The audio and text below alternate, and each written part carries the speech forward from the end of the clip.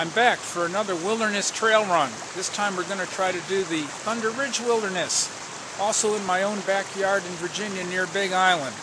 This is a relatively small wilderness area. The only marked trail is the Appalachian Trail.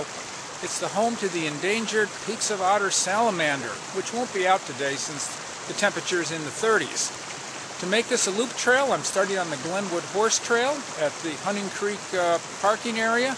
Going to run up to Petite's Gap, pick up the AT, traverse the Thunder Ridge Wilderness area, then hit the Hunting Creek Trail, back down to the Glenwood Horse Trail, and back to my car.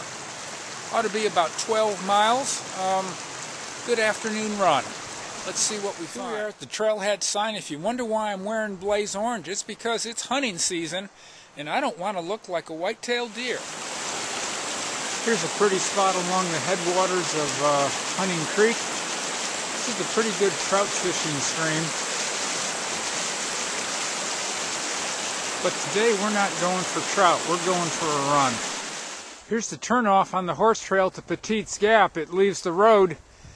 It's really subtle, especially since the horse trail sign is missing. You kind of have to know it's here, but follow the orange blazes and you just might get there. Here's one of the trail markers on the horse trail.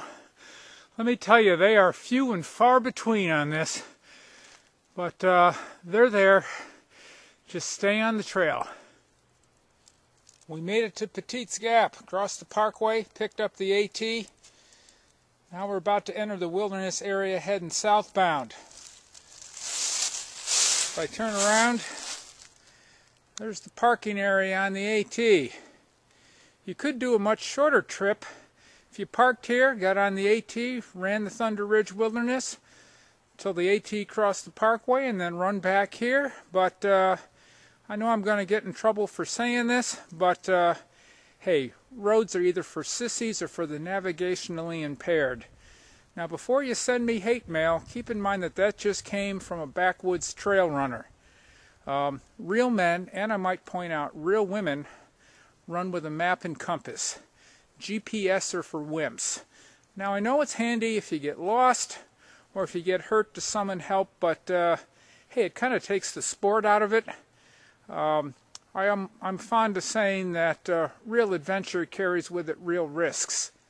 Here's the official sign for the Thunder Ridge Wilderness. There goes the trail up there. I tried to ski this once in the winter. You know, going uphill wasn't too bad. Coming down was a near life-altering experience.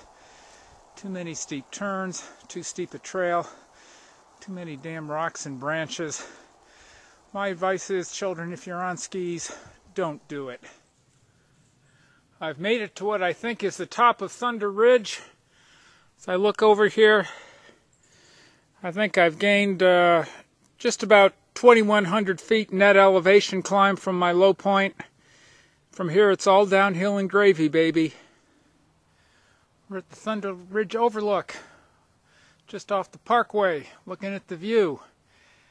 That bald spot out there is the Devil's Marble Yard. In the far distance on the horizon we have West Virginia. Down there in the hollow we got Arnold Valley, Skillerin Mountain. Scene of many an ugly incident on an adventure race, but that's another story.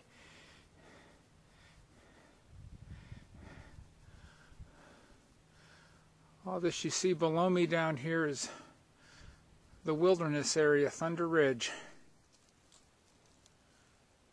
We just crossed the Blue Ridge Parkway about 200 feet ago. We're on the AT, and we have just hit the Hunting Creek Trail. Nice downhill. The map says it's a mile, but I think it's longer than that down to the horse trail. We're going to drop a lot of elevation, a lot of switchbacks. Stream with some nice waterfalls. It's one of the best parts of the whole trip. Here's an example of the beautiful downhills on the Hunting Creek Trail. Go through this rhododendron thicket. Hey, do this in May when they're all in blossom and it's like you're running through a tunnel of purple. Here's the headwaters of Hunting Creek.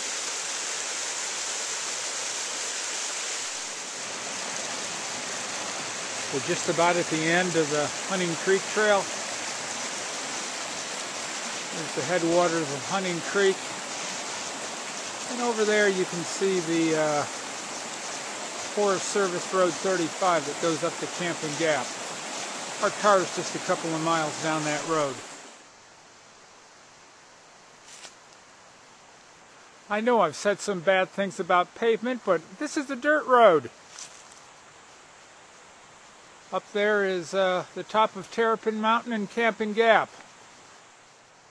I made it back about 12 miles, about 3.5 hours. Pretty steep, didn't see anyone else other than a few cars on the parkway. What did I learn? I learned that when it's late fall, you need to bring cold weather gear. I'm really glad I had these gloves and the cap. There were places up high where the ground was frozen and there was ice. Down here now it's probably mid-40s. But all in all, a great day and wonderful way to spend a fall Sunday afternoon.